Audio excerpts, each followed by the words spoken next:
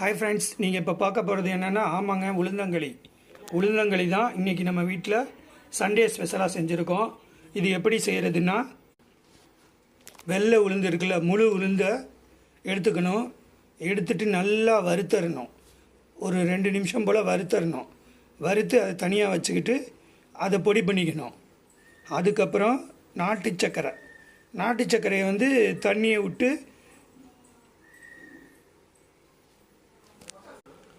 நாட்டு சர்க்கரையை தண்ணியில் சுடு தண்ணியில் போட்டு அதை பாவு காய்ச்சி எடுத்து வச்சுக்கணும்.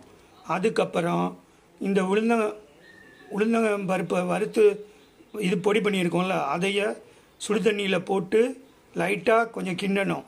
இது மாதிரி மாவு பதமாக வரும். வந்ததுக்கப்புறம் நம்ம நாட்டு சர்க்கரை இருக்குல்ல, அதை இதோட மிக்ஸ் பண்ணணும். மிக்ஸ் பண்ணிங்கன்னா கொஞ்சம் நல்லா இது மாதிரி கெட்டியாக வரும். இந்த பாருங்க, இது மாதிரி கெட்டியாக வர்ற வரைக்கும் நம்ம ஒரு 2 நிமிஷம் போல் கிளறணும். கிளறினதுக்கப்புறம் உங்களுக்கு தேவையான அளவு எண்ணெய் இல்லைன்னா நெய் விட்டு செஞ்சிங்கன்னா சூடான சுவையான உளுந்தங்களி ரெடி. இது உடம்புக்கு வலு சேர்க்கும். இந்த உளுந்தங்களி உங்கள் வீட்டில் சண்டே ஸ்பெஷலாக என்ன செஞ்சுருக்கீங்கன்னு எனக்கு கமெண்ட் பண்ணுங்கள். மீண்டும் ஒரு அருமையான வீடியோவில் உங்களை சந்திக்கிறேன். நன்றி, வணக்கம்.